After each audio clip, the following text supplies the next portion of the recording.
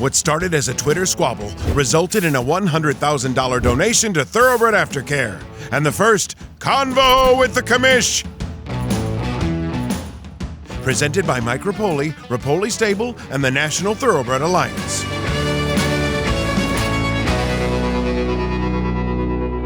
Welcome to Convos with the Commish.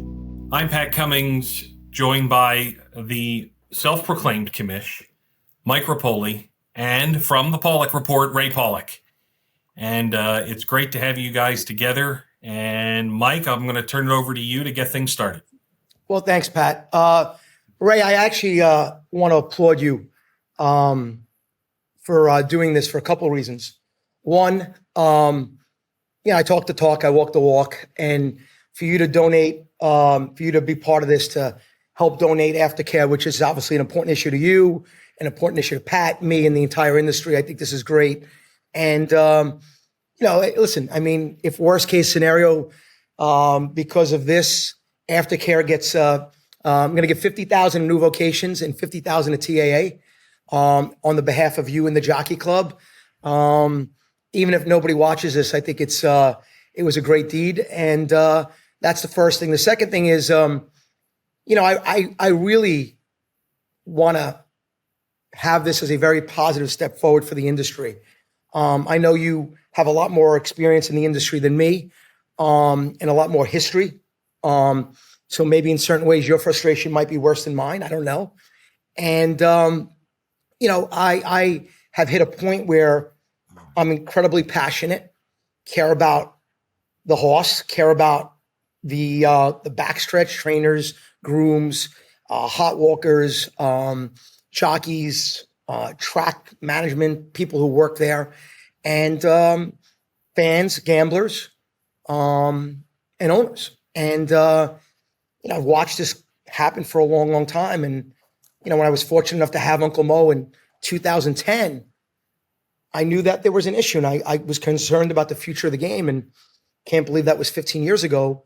But here we are now, and I mean, every sign in the world tells you how bad it is. And, it's a Friday at Saratoga, and there's so many scratches there. And I don't know if they're vet scratches, HISA scratches, and a small field, and it looks like a Wednesday at Aqueduct. So I sincerely want this to be positive. I sincerely want to, pick your brain. Sincerely, we can agree, we can disagree. I think we both love the sport. Pat's been great, and I want to be very positive here, and I want to move this sport forward. But if I disagree or you disagree with me, please let me know. Okay, sounds good. Okay, so I appreciate Brady, the donation. I appreciate the donation to Aftercare.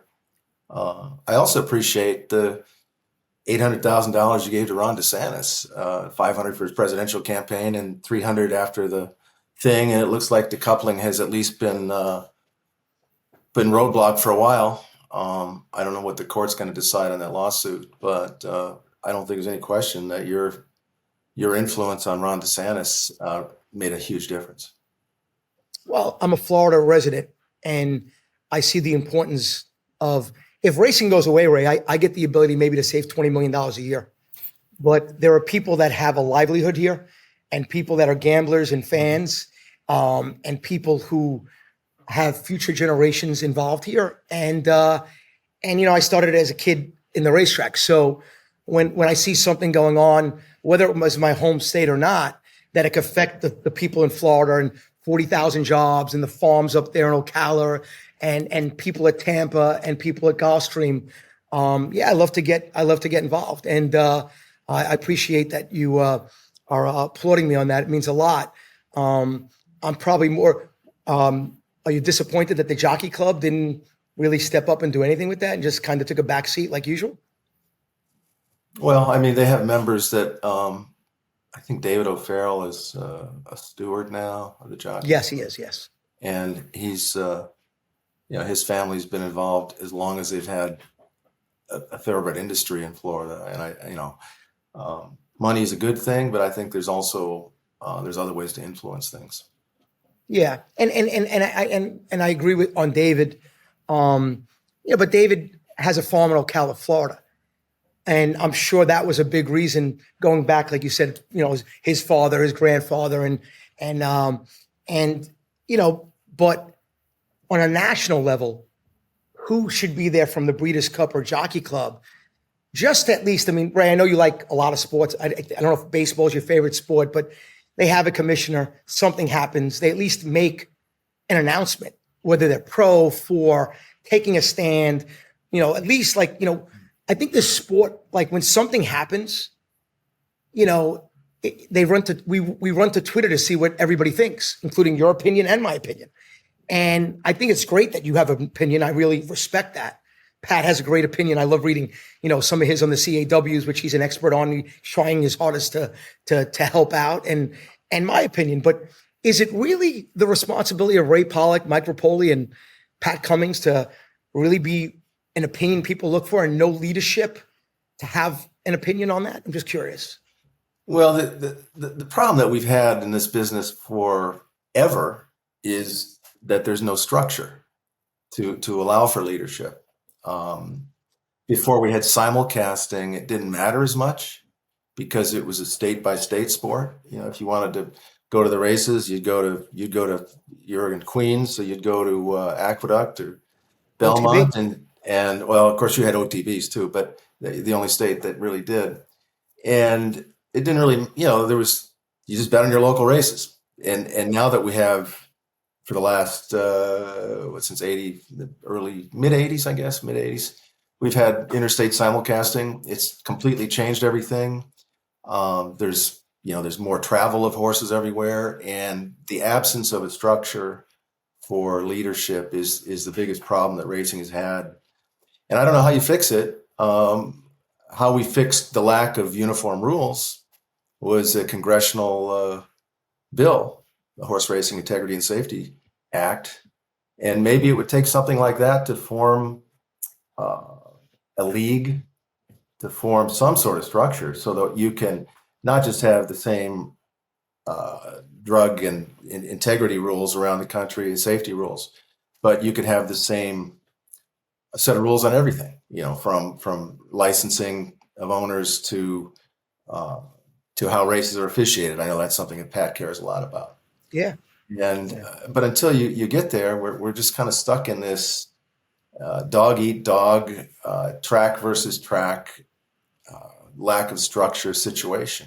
And, I don't hold out a lot of hope that it's going to get better, but I don't just blame the Jockey Club or the Breeders' Cup or whoever you're mad at. But you got to throw the tracks in there that they're not, they're not moving toward anything that will make the whole thing grow.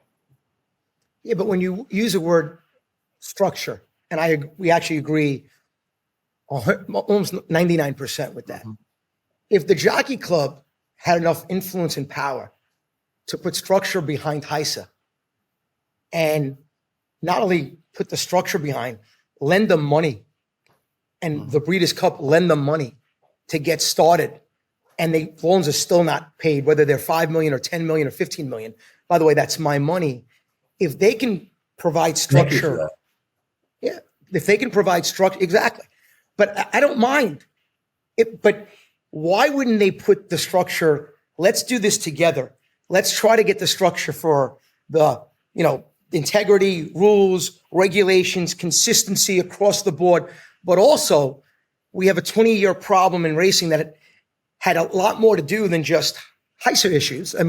Foal crops are dropping. They've been dropping for a long time. Trainers, tracks closing. I know you love Arlington Park and things like that. So if the Jockey Club had enough, do they get to pick and choose where they want to create structure, and where they don't want to create structure, we're out?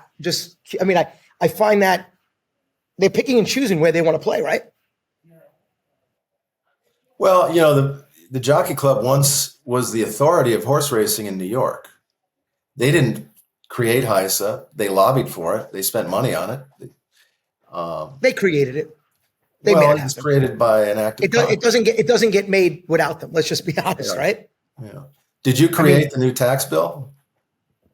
No, but that has nothing to do with. You probably donated money to help create the tax bill, right? No, I didn't. No? Okay. I actually didn't. Okay. DeSantis didn't. I don't know if you know, Ray, but DeSantis isn't president. He didn't. No. But I thought I assumed you also donate to other elected officials. No. Oh, I mean, if you want full transparency, maybe you want to give me transparency. I didn't vote for Trump in 2016. I didn't vote for Trump in 2020, and I didn't vote for Trump in 2024. Now, I also didn't vote for Biden, Hillary, or Kamala either. So I see what happens is when I see two people that I don't agree with, whether they're a Republican or Democrat, I don't say, well, I'm a Republican, so I'm going to vote that way. Mm-hmm. I just abstain. So I'm guessing the way you're talking, you obviously voted for Kamala. That didn't turn out well. Biden, and you lost with Hillary, unfortunately. No, I was just talking about the tax bill. I wasn't talking. No, but I'm asking. Like I just openly told you who I didn't vote for either. So who did you vote for? Just curious, since I shared that. Oh, you don't? Okay. So, and by the way, it's a personal choice, but the way you made the assumption who I voted for, it was comical. No, and it's funny. But I don't. I'm okay. I was just doing a parallel that people who donate to politicians didn't write the act, but they helped create it. And the same thing with the Jockey Club. They didn't create it. They lobbied for it. They paid a lobbyist to. Yeah. So they paid for it. But then there's one more thing though. They funded it also. They funded the beginning. They still have loans out there. Think about that. How does that happen? Yeah. When you put $10 million into it, you basically create it. Yeah. I applaud them then. I think HISA is a good starting point to help the industry long term. Yeah. Well, my concern is, I think the need for somebody like HISA was 100% needed. But I've built a lot of companies and businesses along the last 25 years, and there's vision, and the vision of HISA was needed. And then there's the strategy piece. And the strategy piece is, how are we going to make this work for as many people as we could? And in my opinion and it's evident by the results right now, is that the Jockey Club said, we're going to put on HISA. We're going to do a victory lap. We're going to make sure that Stuart Janney wins an Eclipse Award. I think he was nominated by you for the vote. That's what I was told. That's actually, let me just stop you there for a second. I just said that. That's what I was told. No. Okay. I'm not even a member of the National Turf Writers and Broadcasters, which is one of the three groups that is involved in the Eclipse Awards. So I don't vote for any Eclipse Awards. No, I'm not on the Ray, committee. I believe. Yeah. I'm not. No, Ray, I believe you didn't vote for it, but I think you have the ability to nominate anybody. Anybody can nominate somebody for an Eclipse Award. Did you nominate him? No. I wrote an article. I wrote an article actually saying that he's deserving of it. Okay. That's not a nomination. I mean, I have nothing to do with the Eclipse Awards. Zero. Okay. And you thought he was definitely deserving of that, right? I did. I think without the investment in Five Stones, one of your trainers would still be winning 40% of his races at Monmouth Park, Jorge Navarro. I think Jason Service would still be winning 40% of his races. Do you know how many career wins I had? Fishman would still be distributing thousands and thousands of products that are illegal to trainers in harness racing and thoroughbred racing. So just so you know, I won 2 races with Navarro, but it's very important. How am I supposed to know what he was doing versus other people? I'm just curious. Well, Todd Pletcher's winning, Chad Brown's winning, Cox is winning. I mean, are you saying that you knew these guys were cheating and you didn't do anything about it? Because that'd be horrible. What am I supposed to? Well, actually, you know what? I did something. A former employee of his contacted me with information about what he was doing pre-race with horses. Okay. I took that information to the New Jersey Racing Commission, and I have no idea if they did anything with it. Don't you think most journalists would make that a story if it's accurate? No, because if I knew that the way you did, I would make it very vocal. It's weird that you're a journalist, You get an incredible scoop, somebody who's killing and hurting the game, but you get to choose and write what you want. Yeah, Mike, one source. How many years did you know ahead of time? One source is not enough to publish something. Yeah, but a good journalist would like call the people up, right? I had one source. That's not enough to publish something like that. It's enough. You tried to obtain more sources? It's enough. You know, you've heard the see something, say something. Yeah. So I heard something and I passed it along. Okay. I wish you would have told me, because if you would have told me, I would not have sent any horses there. Well, so that's important. I mean, yeah. Did you not even consider, like, how is this guy winning at such an incredible rate? What is the magic? Is it the worming? Is it the floating of the teeth? I don't know. When Is it Jason the little Service, rubber bands he puts on the knees of the horses? but when Jason Service's horse crosses first in the Kentucky Derby, and it's on national TV with 20 million people and 160,000 people there and 20 million people watching. And we have the Jockey Club who's here for the betterment of the game. And we have stewards and we have vets. I'm only a fucking owner. What the hell am I supposed to know? I do this with 1% of my time. Do you expect me? You're a journalist that doesn't want to make a follow-up call. You want me to pick and choose, the background of a trainer? Well, I mean, if I'm not mistaken, I think the Juice Man video was very public before you gave horses to him. So look, I don't want to get bogged down here. I think I'm disappointed that you would give horses to someone that had such a reputation at the time. He already had the reputation. Disappointing. Yeah. And you know what? I accept that and I understand your view. I'm shocked and appalled that you had a source and you're a journalist and you didn't write a story or tell other people, and you don't even know if anything was done with it. So, it seems like this could have been solved 2-3 years ago if you just did what you did, but I'm okay. I mean, I thought it was more important to give it to authorities, people that actually, had an opportunity to try to follow up on it. What about aftercare? Do you think that's a topic that, that the jockey, someone's got to take the lead there, right? So it looks like Pat and I are taking the lead, unfortunately. And we're fighting an uphill battle. So thanks to you, and I want to thank you again. We donated $100,000 in your honor and the Jockey Club honor. You didn't have to do this, so I want to applaud you because not too many people would have done that. So thank you, Ray, once again for doing that. Don't you think somebody at a high level needs to just say, hey, enough is fucking enough. You got $100 million worth of sales at Fasig-Tipton, and horses are being shipped to Mexico, 2,000 at a time every single year. Kill pens are happening everywhere. I'm getting killed because my horses are ending up in Puerto Rico that I bred in 2018 that I lost in 2021, and 5 years later. I mean, I have to assume that there should be a system here that if I breed a horse, I don't have to, help him 10 years from now, even though I've done this before and I'm willing to do it. But I shouldn't have to, but I would. So who's responsible? And if you tell me it's my responsibility, please tell me what I need to do, because I think as an owner, I would take my record for Thoroughbred Aftercare, whether it's TAA, you can call them, old Cabin Creek, old friends. There's so many people I give money to. I mean, you were very generous to put out the $800,000 that I gave to Ron DeSantis, and that is correct. I also have a foundation that gives $50 million to Sloan Kettering.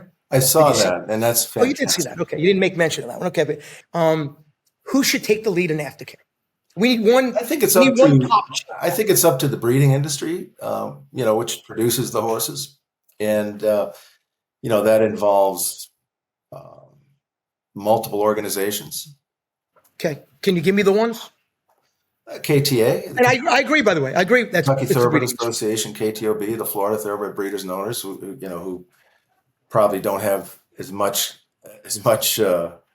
juice as they do in Kentucky. Every state breeding organization probably has some responsibility. The sales companies, for sure. I agree. I'm not so sure about consigners because they're sort of middle people between the breeders and. Do they make money? Buyers. Yeah, they make money.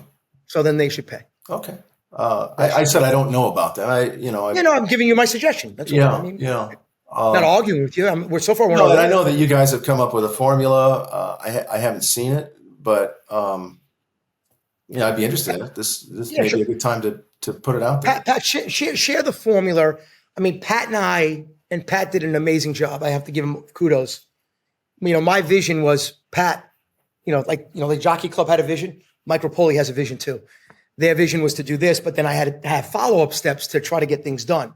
So I said, Pat, I need you to meet with every big thoroughbred, meet with the TAA, every charity that makes an impact, find out where these horses end up, where they go. Pat put about 6 to 8 months of hard work. Ray, honestly, my vision as commissioner was, we all know we're going to have disagreements on both sides. But let's start with something that everybody agrees on, aftercare. Everybody cares about aftercare. If we can't row in the same direction on aftercare, we have a serious problem. So Pat will tell you what he did, what the proposal was, if you want to have any questions on who we met with, every single detail. But it was a funding model very close to anybody who touches a thoroughbred, registers a thoroughbred, breeds a thoroughbred, races a thoroughbred, owns a thoroughbred. They get this nominal little tax, pennies on the dollar, even less, pennies on the $100. That all of a sudden, when you take all these pennies, it spits out $20 million and nobody even knows they were hit with it. So I'll have Pat take you through it. So before he goes through it, and that's one of, a long time ago, I looked at the issue because the vet board, the American Association of Equine Practitioners, they looked at horse slaughter and I think they still do, as a legitimate form of euthanasia. And I had a disagreement with them on that, and I was actually on their board for a few years. They have non-veterinarians on their board, and I happened to be asked to do that, and it really bothered me. So I looked at the issue, and the amount of money that's needed for aftercare just was enormous. The 10 or 12 million they're getting now is clearly not enough, and I'm not sure 20 million is enough. Or 30 million. Well, this would be an additional 20 to the 10 million. Additional. 30. So what is the... Would you at least agree that we could probably do better? Oh, yeah, no, I'm just saying. Million to what I want to know is Pat's looked at this, what's the ideal number? What does it look like when you solve aftercare? What is the... Well, it's a great question, Ray, but as an entrepreneur, like when I start a business and I say, I want to take Body Armor and I want to compete against Gatorade. I don't know if I'm going to get 1% market share, 5%, or if I'm going to go bankrupt. So if I thought the way you just thought, maybe the way the Jockey Club thinks, and just waste my time saying, doing all the analysis by paralysis, I wouldn't do anything. What I can tell you is that if we do raise this $20 million and we have 30, it then will say, holy shit, A, we have enough money, 30 million has solved this. Or B, we need 60 million. But doing nothing for 30 years is not the solution. Yeah, I'm not advocating that. I'm just curious. Is not the solution. Yeah, I'm not advocating. Yeah, I don't know the number. I don't know the number, but my goal is to make the sport industry better. And, I had a 2.2 grade point average at St. John's, but I know 10 million, that 30 million for aftercare is better than 10 million. That I know for a fact. Okay. Yeah. So I don't think anybody can debate that. So Pat, take them through the structure, but it was also, Ray, very important is telling everybody in this effing industry, you have to pay something. You don't get free rides here. You can't rely on Mike Repole trying to get Ray Paulick and cutting a check for 100,000, or Mike Repole running a match my 100,000 with another 100,000, and all of a sudden we raise 200,000 and Mike's got to put another 100,000. I mean, aftercare alone this year, if it's got 10 million, it's not 10 million. It's probably less. It's probably 6. Mm-hmm. It shouldn't be me to give almost $1 million a year. Okay. So let's start with this, and you can tell me what you like, what you don't like, because we're looking for feedback. We love this. And I don't know if 20 million is enough. I don't. I don't.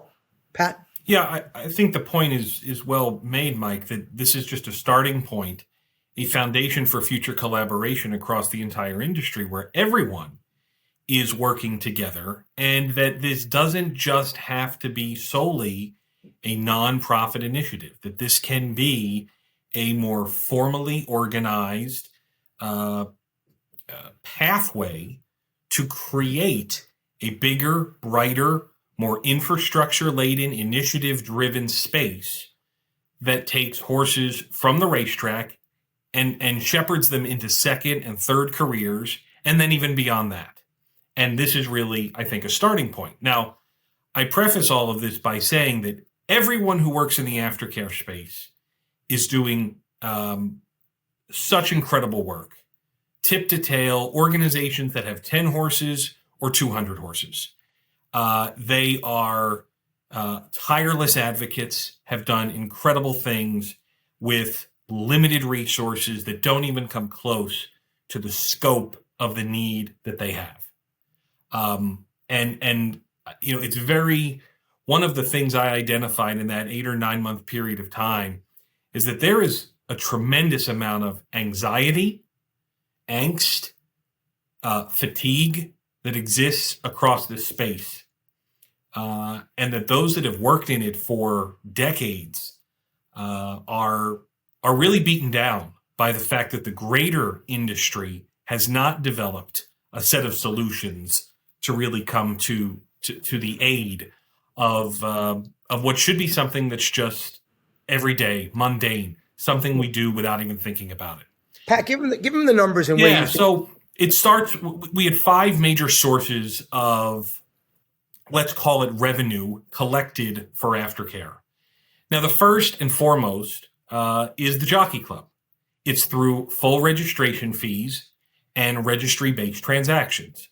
Now, the Jockey Club is already doing this. They're the largest individual pass-through to the TAA. And that number is probably around 1.5, 1.6 million a year or so.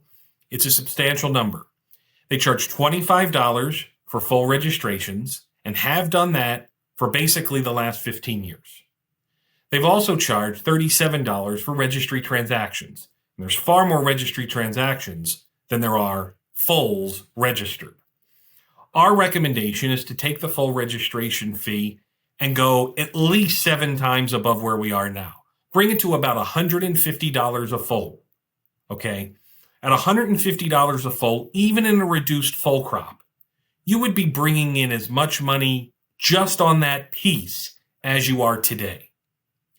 Increase the the registry transaction number, we recommended $50. They do about 40,000 transactions at the registry. And I liaised with the Jockey Club's very dedicated personnel on this topic to get those numbers, to understand what they're doing already.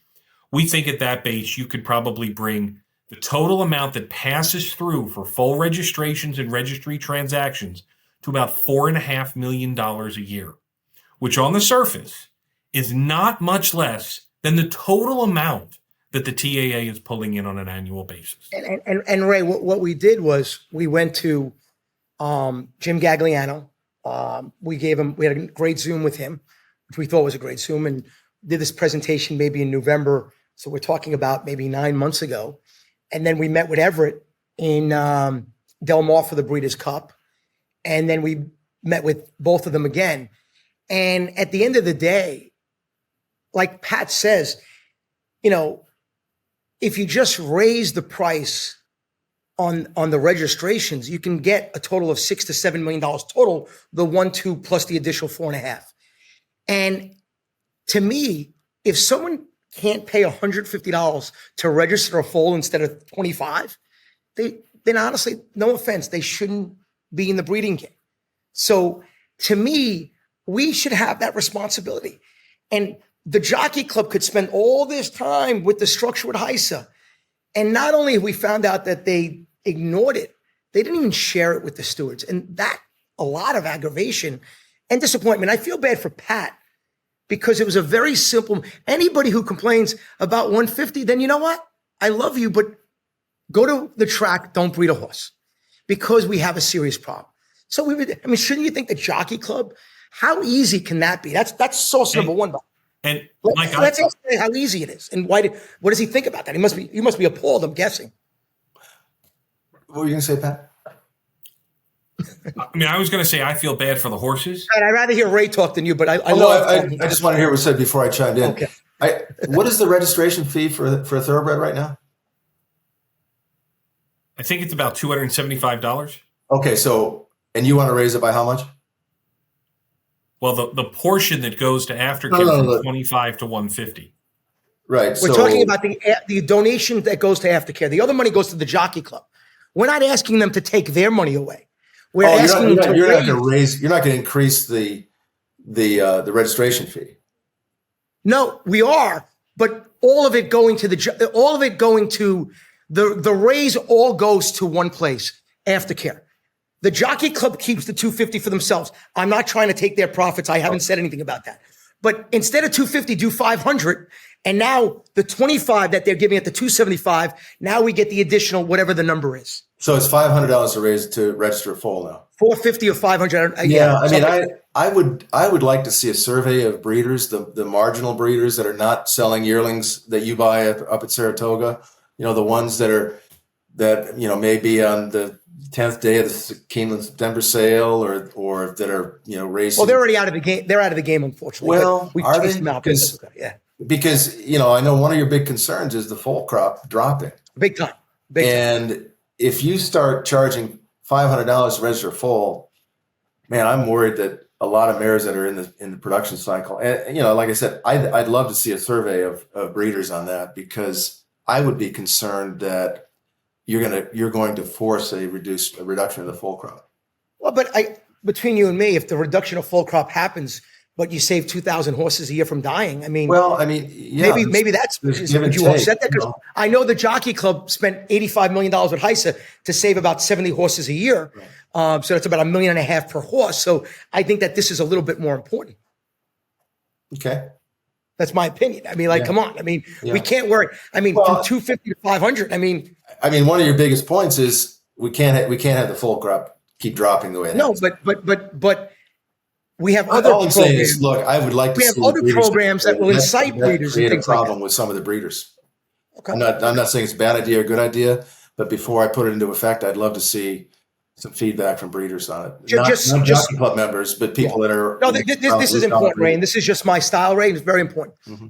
Many companies that do startups or building, they either use McKinsey or they use focus groups. Mm-hmm. I've built billion-dollar companies, multiple billion-dollar companies. I never was at a focus group, and I never hired a consultant. Yeah. At the end of the day, if you know what your reasoning is and what the cause is and how you want to attack it doesn't line up with other people. Why don't we just say, hey, are you guys okay, with 2,000 horses going to Mexico for slaughter? Why don't we just say, you okay with kill pins? Because that's what's happening.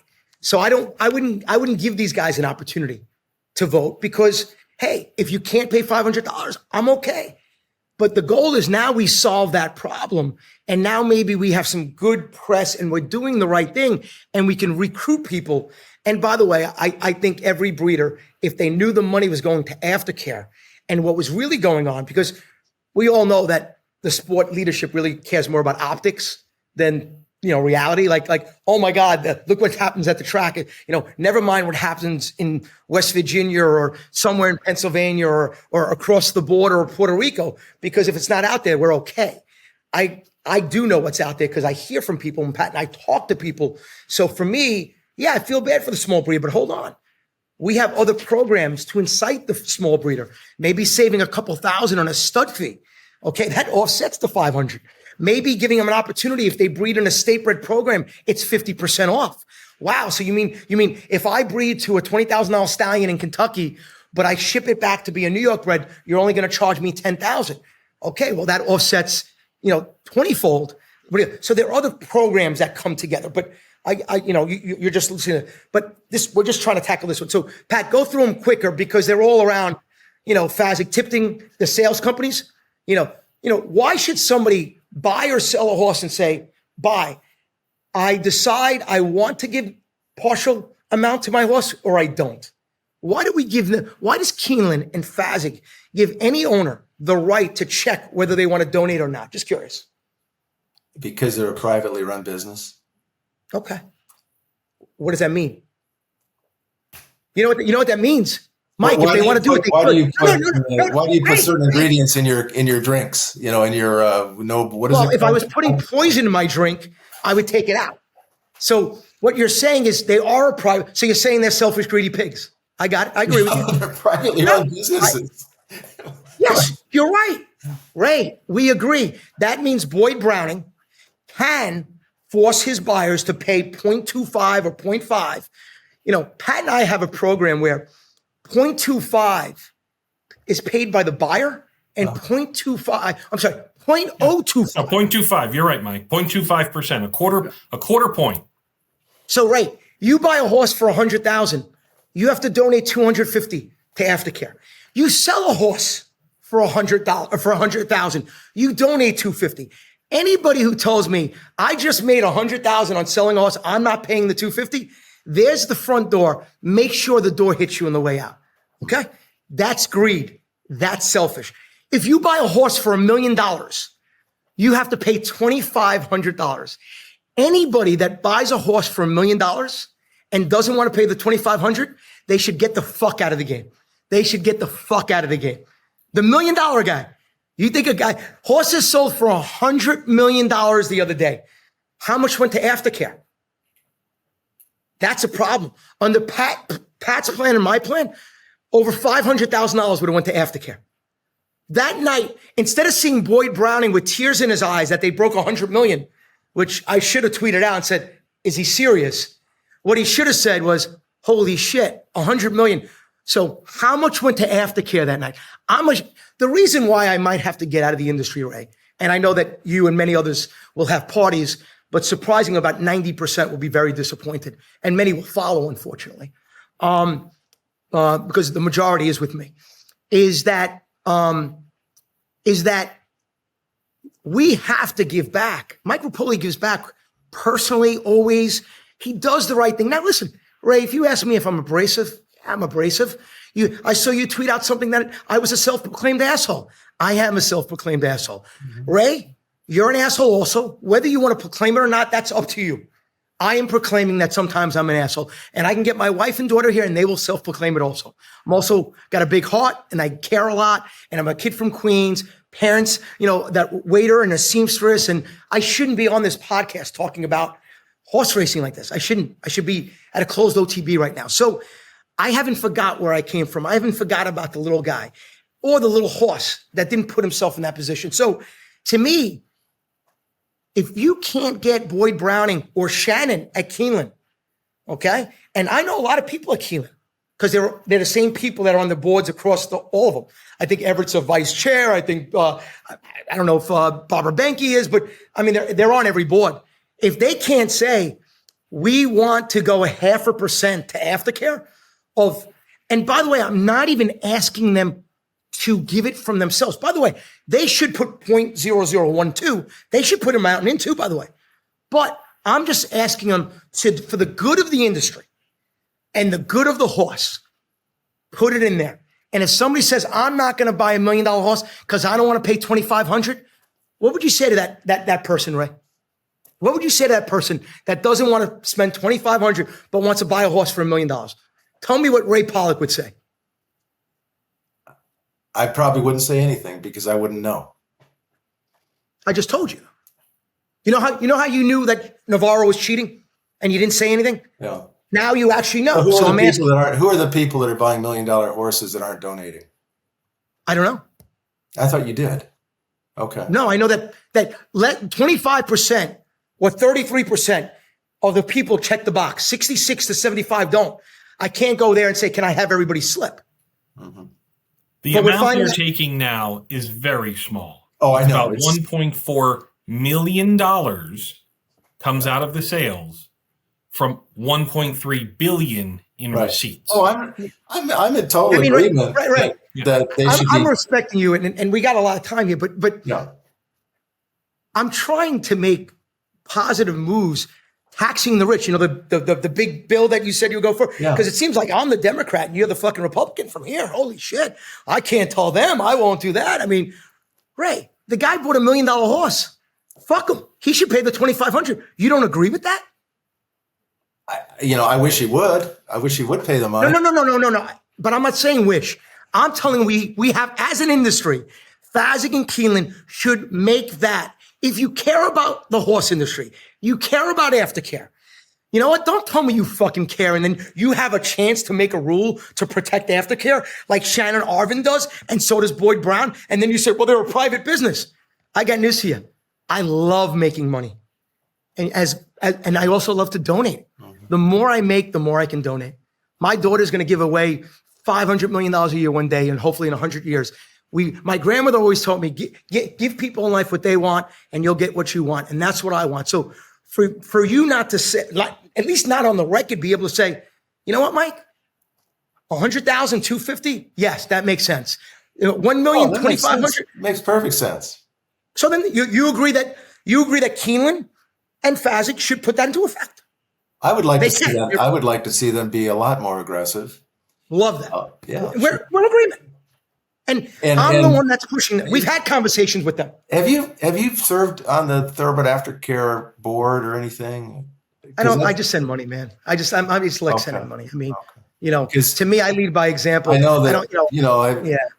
It seems like you'd be a great asset to that organization, just like you would be for the Breeders' Cup. I mean, I know that we haven't talked much about them, but have you run for the Breeders' Cup? Right, they don't want my opinion. What about the Jockey Club? I'm not right. Well, that's what you can't run for because right. But just between you and me, come on. You probably don't like me, which is okay. I actually don't dislike. I just have my opinions. And I don't think you like me, but I'm very comfortable. Don't worry about it. Do you think a guy that is in this game for 20 years? By the way, do you think I'm good for this game or bad for this game? It's an opinion. Let me go back to, you talked about your parents being a seamstress. What else? My mom is seamstress. My dad a waiter. A waiter. My father worked in a factory. I grew up in the middle of a cornfield in Illinois. They couldn't afford to send me to college, so I tried to go through 4 years of college, couldn't make it, and I ended up doing other stuff. But I don't dislike you, but I'm a Cubs fan. In 1969, you probably weren't born yet, but the Mets swallowed up the Cubs. I know you're a Mets fan. I know there was a black cat incident or something like that. Yes, there was. And I watched it in the history. Ever since then, I have really not liked Met fans or loud New Yorkers. So don't take it personally. I don't. I just don't like loud New Yorkers that are Mets fans. It's just kind of a stereotype of everything. You can be a loud New Yorker and still be very giving and stuff like that. But but right. So go ahead. I had to digress for a minute. Yeah, no, I got it. If I'm being too loud now, let me know though. No, you're fine. Do you think I'm good or bad for racing? I'm just curious. Oh, you bring a lot of money to horse racing. You provide a lot of jobs. Money. You provide a lot of jobs through all of the things that you have going on. Yeah. I think on balance that you'd be a lot more productive with a different approach. I don't believe in you have to destroy the village in order to save it kind of philosophy. And it's what if you had that approach that you just talked about for 5 years and you went unheard, and after 5 years you just got frustrated and you couldn't take it anymore? Because how do you know I didn't take that approach for 5 years? Because I actually did. Like, let me tell you some of the stewards. No, let me tell you some of the stewards. I could be wrong, but I don't know that you've ever run for the Breeders' Cup board. No, never. Yeah. Never. I think never ran for the Breeders' Cup board. Yeah. To me, that would be a great place for you because, first of all, let's just be honest. The Breeders' Cup is a 2-day party that we just waste $7 million a year. That's mismanaged and misrun. So I don't know why a 2-day party is so big. It doesn't do any. I mean, 200,000 people watch it. Instead of watching Georgia, Florida, you think they're going to watch our racing? Our biggest days on our Friday and Saturday. It's embarrassing. Let's be honest. Yeah. Do you agree that the Breeders' Cup date should be on Saturday in November? By the way, not only is that, now I had to tell Joy and my daughter that Friday's fucking Halloween. Like it's terrible. So we got Halloween and college football. Wow, that's going to win over a lot of fans, right? Right, there's a reason why 22 million people watch the Kentucky Derby, and 40 years later, the Breeders' Cup is on Peacock or some other stupid channel, and the fucking Classic is at 1 o'clock in the afternoon in California. Yeah, the Breeders' Cup it's a tough slot they're in, but I think they've created probably the most recognizable horse race. If me and you were board members, since I'm not a board member, let's play board member. I have two suggestions. I'd like to hear if you have one. I'll let you go first out of respect. Like, what would you do different? Oh, what would I do differently? I'd go back to one day. I'd do it on Saturday only. I would agree with you. Yes. I think that would probably hurt their revenue quite a bit because of the ticket Well, sales. they lost $7 million. What do you revenue? mean? They lost $7 By million? having it in California the last couple of years, we're breeders, so we get reports like they've lost $7 million. How that event with 28 people loses $7 million, it's a joke. You know, they did 18 years They in a row actually in lost California. $7 million in what year? 2024? Probably the last 24, 23, couple of years. Yeah. I mean, they'll come out with, I mean, they can't, you know, they might say 6. I know last year was 7 million positive. I think the emphasis on 2-year-old races is misguided because, you know, I guess they would say that we're trying to get a quick return on investment for owners, but I think it also leads to more horses being retired early. The races are not meaningless, but the turf races are. We're aligned. Like, I agree. I think we worry too much about these European horses. We worry too much about these European and Japanese horses that do what?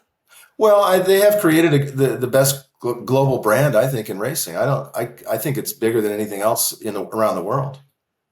But look at the business and what's happening here. Shouldn't we worry a little bit about the U.S. breeders, the U.S. gamblers, the U.S. bettors, the U.S. fans, the U.S. owners, the U.S. trainers, the U.S. jockeys? Instead of having Drew Fleming in China or Japan or fucking or wherever the fuck he goes on these trips, like, who cares? France, you know, like, France has a sale tomorrow. I bet you Drew Fleming's in France. He'll probably tweet out, you know, from France. Like, who cares? We have to save ourselves right now. Yeah. We have people losing jobs, losing livelihoods. It's sad, man. I mean, it's very sad, Ray, and it hurts me. I disagree that the Breeders' Cup's been mismanaged. I think you what? I disagree that it's been mismanaged. I don't agree with everything. You just said it should be one day, not 2. We agree. That's part of management. That's my personal opinion. We just agree there's too many 2-year-old races. That's mismanagement. Well, I don't look at the financials as closely as I guess you do, but I think they minus $7 million. If you knew they lost $7 million last year, would you say that was mismanaged? I'd have to look at it. I'd have to look at it. The circumstances. Okay. Write a story on it. Yeah. So, I mean, I'm sure they'll pick up the phone. They'll give you quotes. So hold on. What about this? What about the date? How do you feel about going on a Saturday versus the heart of SEC and Big Ten, Michigan, Ohio State, Georgia, Florida, and we have horse race? How do you feel about that? It's a tough place to be. Yeah. Okay. But Ray, I agree it's a tough place to be. And this is me being the entrepreneur. I've been in tough places before in businesses. Staying in that same place is suicide. It's self-inflicted pain. I think I've seen you recommend Labor Day. Is that right? There's 2 days I would recommend. Labor Day, I think, would be amazing right before the NFL. But the day of the Army-Navy game, which I think is the first Saturday in December 6th or something like that, end of the year. So I gave them 2 options. One at the end. I mean, listen, Army-Navy game is a big game, but it's only one game. The championships are done. And is that before Saturday? Is that before Saturday NFL? Oh yeah. It's because the NFL only plays, I think, like the leagues, like the last 3 or 4 weeks of the league. Okay. But even if it wasn't, there's only one game. Oh, that makes more sense to me than Labor Day. I think you know, if you want to blow up the track, you know what? But I would do something, right? Like, I mean, I would do Labor Day over now because now is nothing anyway. But there is that December 6th. And by the way, it could give 2-year-olds more opportunity to develop. So maybe the 2-year-old races are not just maiden winners going into a stake. And then I think it gets you closer towards down the line. But, you know, the concern I've thought about this is weather. California, Florida, you know, you'd be limited December 6th in Kentucky is hit or miss, right? Could be 72 or it could be 35, right? So I don't know. But but at least it's a day that we can go out on a Saturday and know we'll get the airtime, we'll get the viewership. I mean, you know, and by the way, I've met with Drew Fleming. I've met with Bill Farish. So has Pat. We've given him these suggestions. When I tweet about the Breeders' Cup, NBC gets in touch with me. I guess they know I'm the commissioner. I mean, why they get in touch with me? I'm just a horse owner. The fuck do I know, right? Well, you are kind of a big deal in football now. Well, right now, it's pro football, it's college football, and then it's the UFL.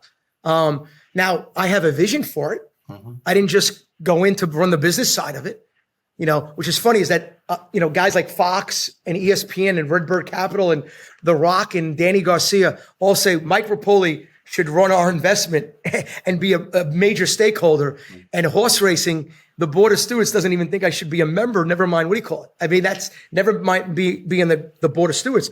Mike Repole can run a league. I'm actually now a commissioner. Wow, I can run. Oh, you're right. So when you see the decisions made at the UFL, when you want to criticize, it's me. I'll be watching with interest. I had actually never heard of the UFL before. United Football League. United Football. Do you think that overlays with people that bet on football? 100%. Yeah. People can bet on horses too, by the way. Well, I know, but football is the most popular. Football is the most popular thing to bet on. So, I think the fantasy leagues and the betting and the streaming on top of football. Even the UFL teams are only going to pay. The United Football League is going to play once a week. Baseball, you got 6 games and a doubleheader, and the NBA's got 82 games, and hockey, people just watch the playoffs. So my goal is to, make football, go to a lot of markets that have college teams but don't have a pro team. I think it's going to be a tough sell. I think it's going to be a tough sell because people watch it because of the betting. I don't think they're going to go because of the betting. Maybe. You know what? I can't disagree. Yeah. People have tried spring football for 35, 40 years, and no one's been successful. I want to let you know, before I went after Gatorade, there were 50 brands that went after Gatorade. All 50 went bankrupt, and Body Armor sold for $8 billion. So, it happened. Again, and it's the same attitude towards racing. We had a gambling head start here by 120 years. Mm-hmm. Like, what are we fucking doing?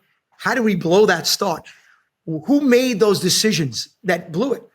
And to me, if there's no governing body, would you agree that the closest thing to a governing body in this sport, national, is the Jockey Club? Who, if not, just you have to give me somebody. I mean, if it's not them, you got to give me somebody. National. I'd say, HISA, really. HISA. Well, they govern. They govern. If you really believe HISA, honestly, I'm out tomorrow. They govern. Pat, sign me up for a dispersal sale. They govern the rules. The rules of what? Gambling rules? No, they're just the trainers, tracks. What are they? Full crop, stallions. What do they do? No, safety and integrity. That's not the rules. That's there's no. What do they do for weanlings? I said earlier, there's no governing body. What do they do for 2-year-olds? What do they do for aftercare? HISA is like one little piece. Right. So that's who's the involved? Closest we have. That's the closest. Why don't I ask you a good question? Okay. Who created HISA? Oh, that's right. That club again. Well, it was advocated by the club. The Jockey Club, by the Breeders' Cup, by Keeneland. Oh, okay. So the same people across the board, TOBA, NTRA. You ever look at all the boards, Ray, how they all overlap? One guy's the chairman here and he's on 2 other boards. Do you believe that they should be on multiple? Don't you think that's a conflict of interest? Should they really be on multiple boards? You get the same vote. Yeah, probably not. Yeah, that's common sense. But who's here to probably stop? Not a private enterprise and a nonprofit enterprise. Yeah. Well, the Jockey Club says they're not for profit, but that would lead us to, if they're not for profit, why do they own all the data or technology? What are they doing with that? Giving it to charity? No, they own a half dozen for-profit enterprises. But should they own those enterprises? That looks like a conflict to me. Ugh. If they didn't own Equibase, would you be more comfortable with whoever owns the Daily Racing Form being the collector of all the data? At the end of the day, though, that's what it used to be before Equibase. No, but this is very important. The data shouldn't be owned by fucking anybody. The data should be free. Okay? Well, but every sport, the data is free. Collected and shared are 2 different things. Right. You know what? I'm in favor of the Jockey Club collecting it. Okay? You win. But why do they sell it? Why do I have to pay to get my horse's information? Yeah, I've written on about their this for PPs? 15 years, Mike. So you don't have to. You what? I've written about this for 15 years. They shouldn't. The data should be free. I mean, so then, Ray, you don't need to convince me on that. And Ray, I love that you're saying that. It means a lot to me. But why are they not? That's what I'm fighting for. Free data should be in the hands of entrepreneurs, but I'm not saying collect it and then give it out to a bunch of people. Yeah. And if you give it to Mike Repole, you give it to Churchill, you give it to Ray Paulick, you give it to Pat Cummings, and maybe do you know innovation. Who else owns Equibase? The Jockey Club. No. Who owns The Equibase, Pat? The racetracks. No. They own a piece of it. No. The Jockey Club owns the operating right, and they all own a piece, 100%. Find out that the Jockey Club, Churchill and Naira, own a piece, and the Jockey Club makes the decisions, and they are the operating manager of that. They should not be the operating manager. Have you heard of the Thoroughbred Racing Associations of North America, or whatever it's called now? What, TOBA? I don't know which one. Not the NTRA. There's so many, it's a joke. So does it matter? I know. It's the TRA. And they own the majority of it. That's the collection of racetracks in this country. They own them, right, Pat? They own the majority of Equibase. 50-50, but the Jockey Club is the managing partner. Right, we're positive. We were in a meeting. We were in a big meeting, one of my little meetings in February. Gagliano was there. Drew Fleming was there. Shannon was there. It was a big meeting. I mean, we had, Bill Kostergian was there. O'Rourke was there. We had everybody. He spoke very highly of you when I did an interview with him. I was going to suggest to him that he'd appoint you to the vacant seat on the Churchill Downs Board of Directors. That would be great. Maybe he's asked me. Wow. You would take that, wouldn't you? I don't know. Why? I don't own the company. If I bought Churchill, maybe I'd want to be on the board. Okay. I'm a better owner than I am a board member. Okay. Because I like to make decisions that are best for the sport. I mean, there's a fine line. The other thing is, and by the way, Ray, I've actually done pretty good the last 5 years in racing. And you know what? A lot of those Jockey Club stewards have had their best years ever. I want more competition. I am willing to lose more, compete at a higher level, push myself, and let other people win. Like, what they're creating right now is unfortunately a monopoly. And I'm part of it because I have money. I remember back in the 1980s when the Maktoum family was buying 35% of the gross of an auction, the July sale at Keeneland or the Saratoga sale. And people thought, gosh, if they stop buying, this industry is going to collapse. It's going to absolutely collapse. And it didn't. So it's Ray, it's an incredibly resilient industry. People come, people go. So I agree with that. But 55,000 falls down to 15,000. It looks like the falls are gone and they're not coming back. Yeah. How many racetracks have we lost?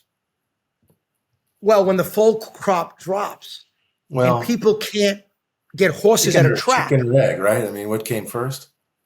Well, the foal crop's dropped for 30 straight years. So obviously the foal crop. I mean, look at Saratoga today. Did you see that car today and all those scratches? Probably a bunch of HISA. I've had 3 horses scratched in the 2 horses scratched. One with George Weaver, one with Todd Pletcher. They both called me up at 9:30, like scratched. I'm like, why? Don't know. Happens. That's probably not a great subject to bring up, but it's because I know how upset you were about the scratch of Grande at the Derby. Very upset. Yeah. And let me tell you why I'm upset. I'm upset because these horses are so fragile that when they're healthy, you got to run them. Okay? So Grande comes back. Okay? Colics. There goes that. Then he's galloping at Saratoga for 4 weeks. And then he was supposed to work for the vet. And then an issue happens. That happens every single day. That's the game. So here it is. You got a horse who's healthy. He's got an opportunity to run. And there it goes. Happens every fucking time. Everyone thinks there's only going to be 5 horses in the Travers. 3 of them could be scratched on the day of the race. Ask these trainers when they go to the morning how many horses, unfortunately, come up with something and they have to scratch the day of or get a fever or get something? So yeah, this is an issue where they actually have data that you could look at and look at the data. No, they don't really have data. They just and when those horses ran again and if they ever ran again. The data is pretty convincing that the vets are doing a good job. Well, everybody I hear from, especially the guy Evans over there, Nick Evans, is it Nick in Kentucky? People like tired running in Kentucky. Everything just gets scratched. So, I mean, listen, if you want to make horses, you want to have no fatalities on the racetrack, I got a great idea. Let's just abolish the sport right now. What cheaters have they caught? You talked about Navarro. You remember you knew the guy that was like the assistant was cheating. He called you. You talked about Service, who won a derby and the horse was put down. What cheaters have they caught in 3 years? There's been quite a few people they've caught, maybe not big names that they've caught. Where? I'm not being naive. I'm being around the country. Unfortunately, most of the high profile positive tests have been trainers that have gotten popped for either human drug contamination issues or just the therapeutic. So can you give me one example of? Can you give me one example? I don't know the names. I mean, I'll after. Well, if you don't know the names, that means there aren't any. They're not big names. They're not big name trainers. There are there's growing pains with HISA, but if you want to go back to the old system, do you really want to go back to where it was different rules in every state, Mike? Is that what you want? No. But this isn't working. Well, then don't and that didn't work either. Don't be so pessimistic about it. Give it some, Right. We're getting multiple scratches. If Shug McGahee or Bill Mott are getting scratches, don't you think instead of a 30-year-old vet, Bill Mott or Shug McGahee know their horse? Okay. Every athlete is different. Okay.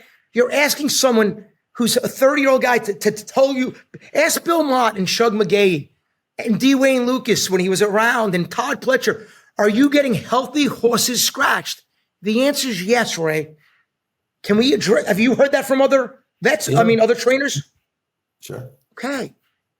I'm sorry. I trust Todd, Shug, and Bill Mott a lot more than I trust some of these other ones. I think fatalities are down just because we're scratching everybody. And we race less horses. And we have less track. You just said fatalities are down because they're scratching everybody. It's the percentages that are down. But you know what's funny about that? There was a story, you wrote it. I wanted to call bullshit on you, but you probably don't know. You wrote a story in the Paulick report, and it said, Indiana, what's the racetrack in Indiana called? Horseshoe Indianapolis. Horseshoe Indianapolis. For this year, the fatality rate went from 0.75 to 0.26. Mm-hmm. And we did this massive victory lap. Do you know what the numbers in totality were? Or what the new numbers were? I think I heard you say 6 and 3, maybe? 6 and 3. Yeah. And by the way, we all know those 3 maybe could have been 72-hour horses. We don't. Yeah. But we do a celebration. There's 2,000 horses going to Mexico. Chelsea there's horses in kill pins. There's horses in. Do you know that there's horses in kill pins? Because I do. Do you? And we're doing a victory lap on like this. Have you ever read the Paulick report, Mike? Other than that one story you just mentioned, because we have written more about kill pens than every other publication combined. Okay. So do me a favor. I want to help you. That combined. Hey, Ray. So don't give me that crap. Don't give me that crap. All right. Ray. Hey. I've just about had enough of this. I said an hour and a half, and I am done because you are full of. Okay. Yeah, Ray. I'd like to help you here. I didn't know you're such an angry. We have written more about that than any other publication combined. Yes. Okay. You said in October of 2023, the Paulick report is nothing but negative stuff. Now you're complaining that we have written a positive story. And it wasn't just, we weren't celebrating. We were saying this track superintendent has taken measures that have made racing safer.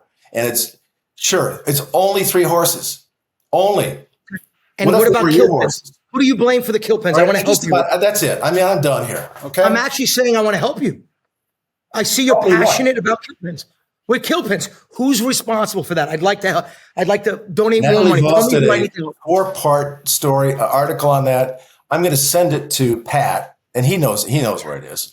And if you read all of those pieces, you'll have an idea of maybe what can be done, maybe not, because it's a private enterprise.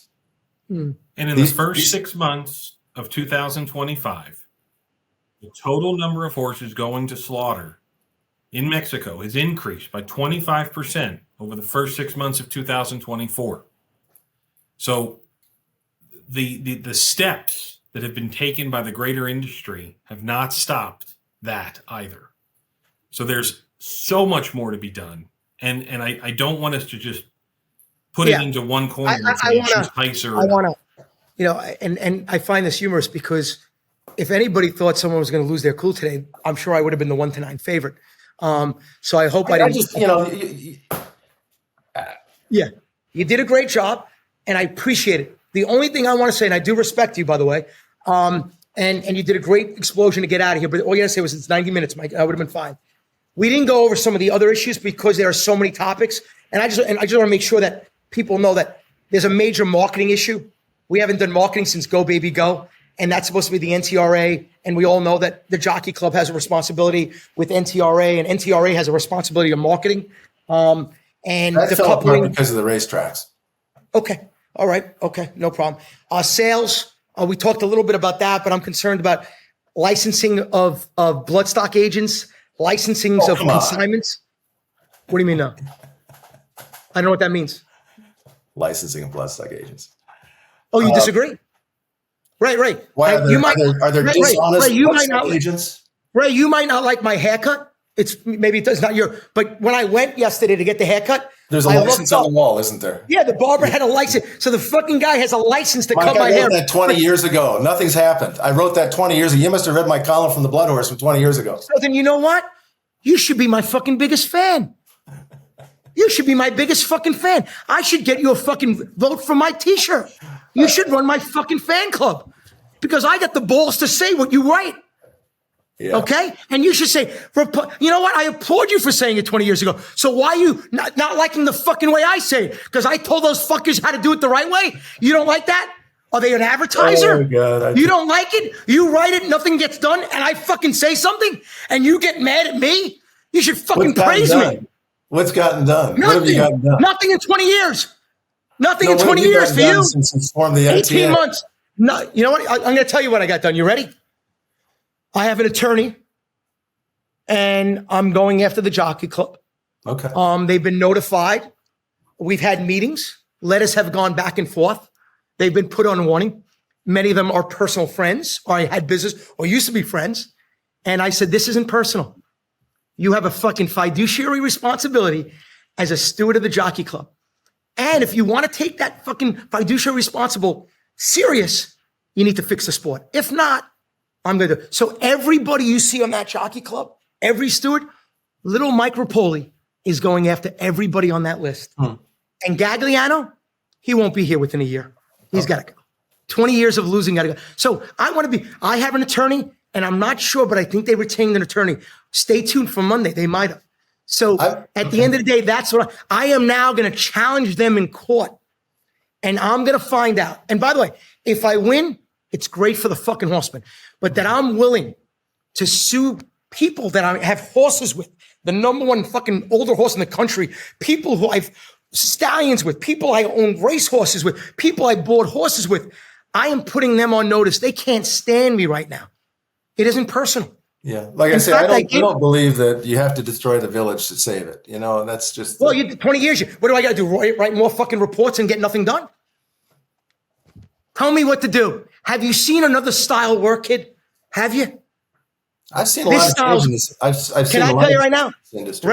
Ray, just do me a favor. When I burned down the village, your words, and I changed the sport, and I saved the sport, are you going to write Mike Repole Save Racing fucking article? Are you going to do that? I'm going to hold you to it. The Jockey Club and their secret club, the secret club of the Jockey Club is gone as we know it. I don't know within if the I'll next be living Never Land. within the next 2 years, right? I will spend $100 million versus the Jockey Club to make them do the right thing, sell their data, sell their conflicted businesses. What? Sell No, their stop data. selling their data. Selling their data. Information.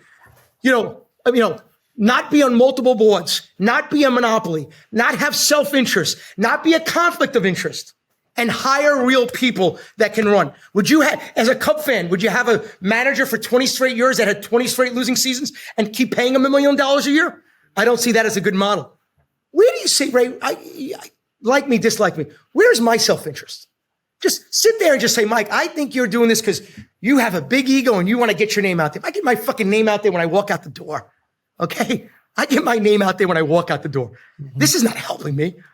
The fucking podcast with Ask the Commissioner is going to help me get my, go look at, Dwayne Johnson when he tweets about Mike Repole or Tom Brady or Kobe Bryant or Rick Pitino. This is not getting this done. Okay? You breathe different air than all of us, Mike. That's all. Okay. So then tell me what my interest is here. And you can look at my face and Mike, I think you're a selfish prick and you're doing it for fucking, not for yourself. I think you're doing it for your self-interest or your ego. I don't know why you're doing it, but I kind of feel sorry that, that you're doing this. No, not that you care. You feel bad that I care for other people. I got it. Yeah. You know what? That's not that's bad. So what do you feel bad about? I feel bad that you seem to be persecuted. I feel it myself or other people feel it? No, you. I mean, I don't feel it. Ray. Really troubling you. Ray, let me just tell you one thing about Mike Repole. If people like me, I like it. And if people hate me, I fucking love it. Yeah. I'm telling you right now, Ray, it's 1 versus 20 with the Jockey Club.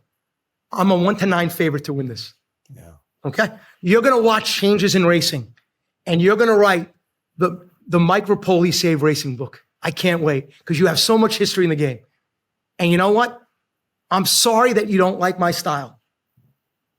And this wasn't the style I started with. That was 5 years ago, 4 years ago, 3 years ago. But I got news to you. I've gotten the attention of the Jockey Club. I've gotten response. I got meetings. They knew who Mike Repole is. Do you think the Jockey Club has done a good job the last 20 years? I think the Jockey Club has made a lot of money over the last 20 years. And if that's what... For themselves. You're right. No, you're right. They made a lot of money for themselves. You're right. That's a good point, Ray. I agree with you. Here's what I think about the Jockey Club. Pat, right? That's a good point. They made a lot of money. That's a good point. Here's what I think about the Jockey Club. Yeah. Number one, I think their technology is probably not very good. I think it sucks. It's archaic. They need to do much better. They need to do much better with their technology. They have been very insular. As you know, one family has been the chairman of the Jockey Club since 1964. The change to Everett Dobson is refreshing. If he does something positive by making it more inclusive, he's not an Eastern Seaboard, type. A completely different kind of guy. He's an entrepreneur in the telecommunications world. I think there's a lot of he can do. Yeah. I think he can help. I think entrepreneurs add a lot of value. I do. I think the Jockey Club, like a lot of the other organizations, like to control as much as they can. And why do they do that? Maybe it's because they're afraid of some people that, frankly, are lunatics. Wow. Honestly, making a statement that the Jockey Club wants to control because they're afraid of people that sounds like self-interest there, man. Wow. That sounds monopolistic. Wow. Hey, Ray, I guess you're saying I'm a lunatic, right? No, I'm not at all. I'm just saying that it sounds like they don't want Mike Repole in the club because I'm a lunatic. The Jockey Club hasn't changed that much until fairly recently. Over the last 100 years, they've had the same basic, control instinct for 100 years. Long before Mike Repole was ever born. So they're not changing because of you. They're going to change because of me.